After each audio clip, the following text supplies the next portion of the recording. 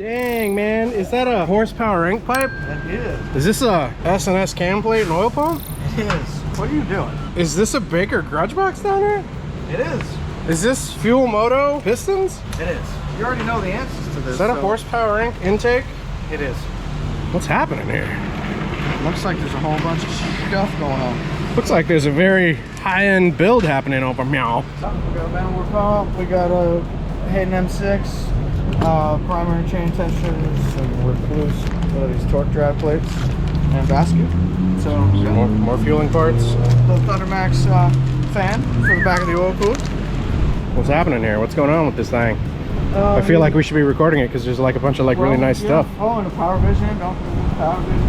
Mr. Van Dam wanted something that was pretty radical, and he decided to purchase a few parts on his own. So he purchased the 128 kit, I believe, from Fuel Moto, and then we kind of a la carted it and built upon it with him. New heads even, damn. Yep, screaming eagle heads. 64mm throttle body with manifold, HPI intake. Again, we've got some Carrillo pistons from Fuel Moto, Man of War compensator, recluse clutch plates, M6 primary chain tensioner. He's built it pretty solid. There's a couple little things we could probably add to it, but not a whole lot. That's a heavy build. Yeah. I mean, he's doing all the right parts too, especially like with the Baker. You know, he's beefing up here. He's building the primary the proper way. Pretty sure we have, what are stock numbers usually on 114? You know, I should burn that into memory. We'll have to pop them up on the screen right here, yeah, Justin. Please insert. All right. He actually rode down from Michigan.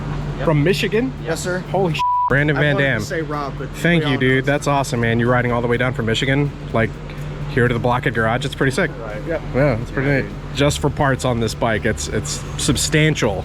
Yeah, between like heads and the grudge box, like that's a good amount of money. 45 to 5. Yeah. I'm stoked to see what kind of numbers we get out of it. What, 18 to 2? I don't even know. Right, it might be more. So, yeah.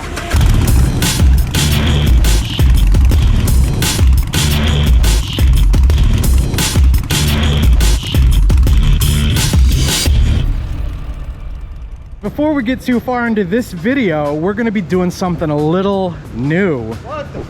We're actually, there's no parts have been harmed in the making of this video. We're actually starting to work with sponsors because it's helping us to pay the bills and it's helping us to grow as a company. Justin's excited about it.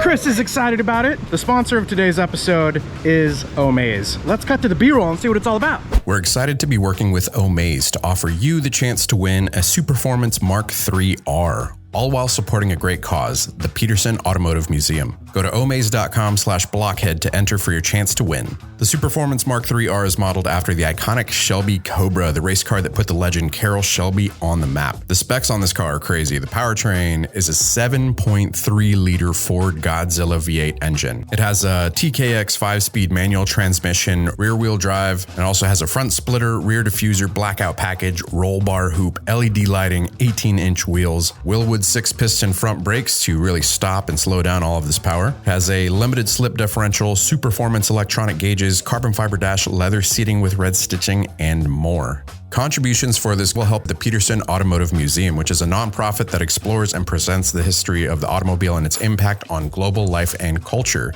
The museum is a center for automotive research and collecting. Your donation will help the museum extend its education programs both on-site and online, as well as aid the museum in developing new exhibitions, community events, and preservation activities. For your chance to win the Superformance Mark III-R, go to omaze.com/blockhead and enter now. All right, now back to the original video. Thanks for participating, guys. And thanks to our sponsor, Omaze. Look at those welds, they're so much nicer than I could ever do.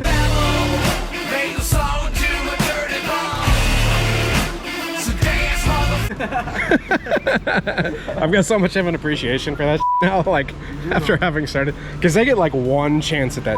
Like, Mr. Van Dam, thank you for bringing your bike here. We'll continue to document the build. If any of you guys out there are wanting work done to your bikes, Blockhead Garage, blockheadgarage.com. Also, I noticed both of you guys are wearing some pretty nice shirts today. Yeah, Blockhead Moto for those. Woo! Edit this shit. Just do whatever you want. Flames. Aggressive. Yeah. I want flames and unicorns shooting out of it. Or an alligator. Shoot alligators out of the motherfucker and have them run right into the things here. Wow. transitions into it being done. Oh my god. You have no idea what you're asking whenever you're like, those edits are as hard as f. Yeah, it's like asking you to like just casually pull a case and split it and like send her. What's the easiest thing you could do with that? Classic blockhead snap would probably be the easiest edit. That's why I do them. No, bro, alligators and unicorns going into the intake. How about how about can you make like burnout sounds and make the bike disappear to the right? Oh my god. Let's just go into the montage. Not for real. Montage time. No, dude. Such a pain in the 12 seconds later. So he's So upset when I because go- we won't, or you won't do the edit. No, I know. Because you won't cause it to like speed away. I said when you were like when I said all right, just make it disappear to the right and make burnout sounds. Just add audio and trim and cut whatever the you do. He's like, no, it's a big deal. And I'm like, but you made me fly, so that shouldn't be any difference. It's a The making him image. fly was like the threshold of now. He's like, okay, so now I know we can do that. Now we can do everything. This and Well, this. hey, motherfuckers come to me and go, hey, I know you can make it go 150, so make it go 160. And it's like, do you understand how much money that costs and what I have to do to gain 10 more? I just go, if you want to spend it, sure. Well, he's kind of spending it, so make it go. All right, stay tuned for some flames. Oh! Unicorns, sound design. You happy? Are you happy, Chris? No.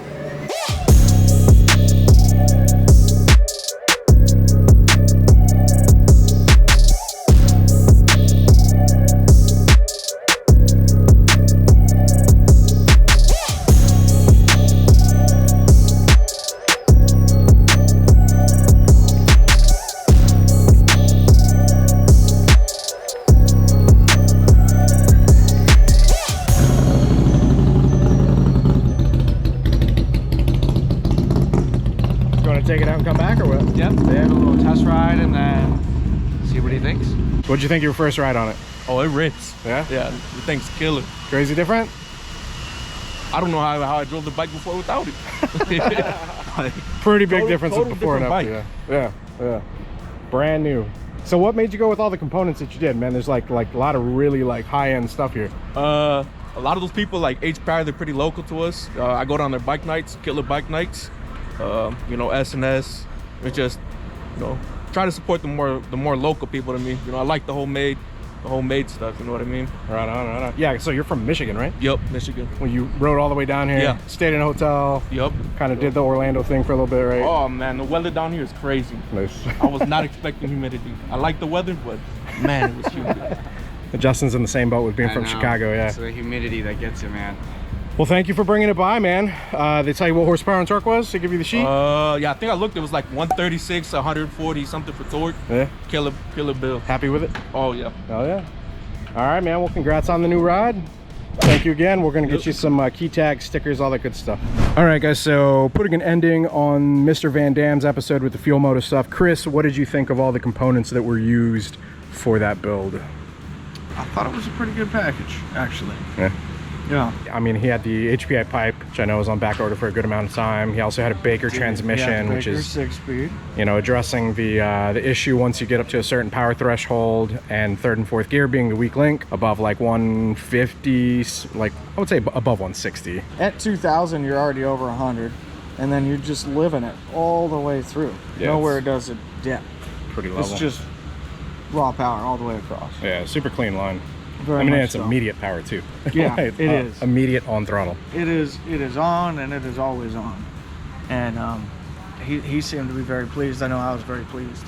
Awesome. In terms of how he went with his build, like getting some really good components to beef it up and addressing issues kind of all at one time, like what advice would you give to future people that are looking to do big power builds? Talk to us. Yeah. Talk to us first. He actually bought his stuff probably before we even existed. Yeah. Before we became a shop. Yeah. Like he was kind of piecemealing stuff over time. As far as I recall, we suggested a couple little things that he ended up adding. If you want to build something mean and nasty, just give us a shout. Yeah.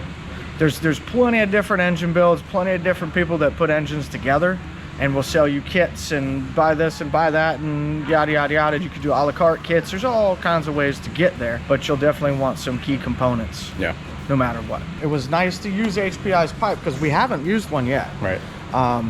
and it builds power very much like D&D. It doesn't have the stereotypical dip.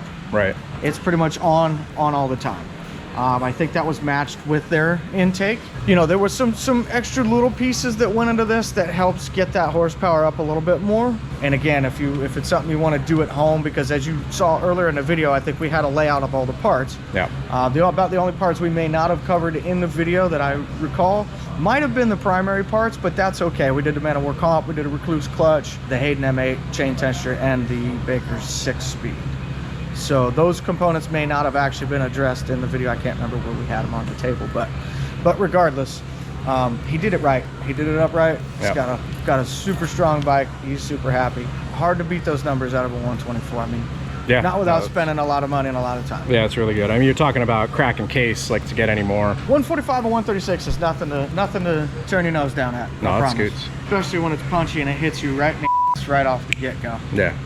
So. All right, well, hope you guys enjoyed the episode and the insight into what like that whole combination of components will get you if you guys are rocking a 107. We're going to be doing a future episode releasing this one because this was a 107 as well, and we did the SNS 124. Different exhaust though with the Sawicki, but that's an incoming episode where we're talking about this bike that we've given away. We also have a few months left for the giveaway over here, which is a old school chopper Sucker Punch Sally custom paint by Bombshell. If you guys are interested in getting in on that, head over to blockheadmoto.com, sign up, select a tier, and you're in. If you guys are interested in a book and service here at the Blockhead Garage, you can go to blockheadgarage.com, and yeah, we can build you anything from that to that to that to that to that. We're doing service on Anna's bike today. She's going on a trip. We've got a stage 4 here on this lowrider. This will be a stage 2. There's another stage 2 sitting outside. This is a stage 2? This is 131 on the side though. Well, it's a 131 stage 2. It's upping the cam. Oh, okay. We're changing. Going to the Woods 777. So it's a stage 4. So it started out as 114.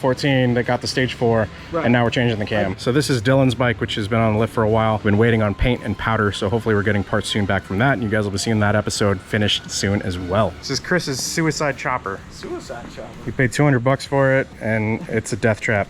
No, it's not. Runs great. Kind of death trap. Sounds good. It's got my voodoo guy on it. Look at this.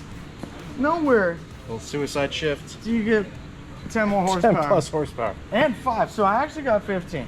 15 extra horsepower on this thing. We should sell those stickers. All right, I hope you guys enjoyed the episode. If you have any questions on the components, be sure to drop them down in the comments. Let us know. Be sure to go give Chris Sick Wide Glide a follow. 25-year master level mechanic. Hope you all enjoyed it. If you did, do us a favor, hit the like button. Let YouTube know we're doing a good job. If you're not subscribed already, hit the damn thing. Yes, it's free. Click it. Until next time, you guys, ride safe out there. Stay vigilant. Catch you guys in the next one.